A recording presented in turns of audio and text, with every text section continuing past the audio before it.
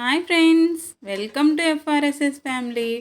ఈరోజు నేను చేసే రెసిపీ మంచిదన్నమాట. మన హెల్త్కి చాలా మంచిది.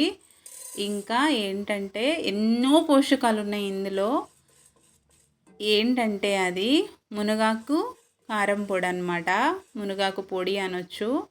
ఏం లేదు ఫ్రెండ్స్, ముందుగా మునగాకు పొడి కోసం పచ్చిశనగపప్పు ఒక హాఫ్ కప్ తీసుకోండి.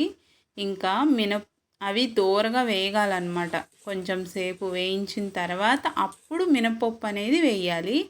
మినపప్పు వేసిన అవి కూడా కొంచెం వేగిన తర్వాత నువ్వులు కూడా యాడ్ చేసుకోవాలన్నమాట. ఇంకా మీ దగ్గర ఉంటే కనుక ఫ్లాక్స్ సీడ్స్ కూడా వేసుకోండి. ఫ్లేవర్ అనేది స్మెల్ చాలా బాగుంటుంది. ఈ పప్పులన్నీ నేను డ్రై రోస్టే చేస్తున్నాను ఫ్రెండ్స్. మీ ఇష్టం, మీకు కావాలి అనుకుంటే 1 టేబుల్ స్పూన్ ఆయిల్ కూడా వేసుకోవచ్చు. ఇంకా ఏంటంటే ఇంకా హాఫ్ కప్ ధనియాలు కూడా యాడ్ చేశాను అనమాట. అసలు ఇది వేయిస్తుంటేనే ఆ స్మెల్ ఉంటుంది, చూసారా ఎంత బాగుందంటే. ఈ మునగాకులో చాలా పోషకాలు ఉన్నాయి ఫ్రెండ్స్. అసలు మునగలో మనం వేస్ట్ చేసే పార్ట్ ఏది ఉండదు. మునగ కాండంని మెడిసిన్స్లో తయారు చేస్తారంట. మునక్కాయలు కూడా చాలా మంచిది హెల్త్కి. ఇంకా మునగాకైతే చెప్పనక్కర్లేదు, ఎన్నో విధాలుగా వాడుకోవచ్చు. మనం పప్పులో వేసుకోవచ్చు, ఇంకా ఇట్లా పొడి చేసుకోవచ్చు. ఖచ్చితంగా తినండి మీరు కూడా. ఇడ్లీలో తినొచ్చు, చాలా బాగుంటుంది ఈ పొడి అనేది. ఇట్లా పప్పులన్నీ వేయించుకున్నాక ఒక ప్లేట్లో వేసుకొని చల్లారనివ్వండి. తర్వాత నేనైతే ఒక పెద్ద కప్తో 2 కప్స్ ఆఫ్ ఈ మునగాకు పొడి అనేది మునగాకు అనేది తీసుకున్నాను అనమాట.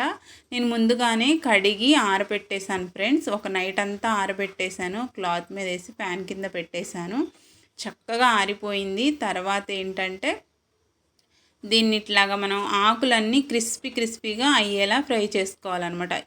మనం పప్పుల దగ్గర నుంచి అంతా ప్రాసెస్ అంతా మీడియం ఫ్లేమ్ మీదే జరగాలి ఫ్రెండ్స్. హైలో పెడితే కన్నా టేస్ట్ అస్సలు బాగోదు, త్వరగా మాడిపోతుంది. కాబట్టి మీరు ఖచ్చితంగా మీడియం కానీ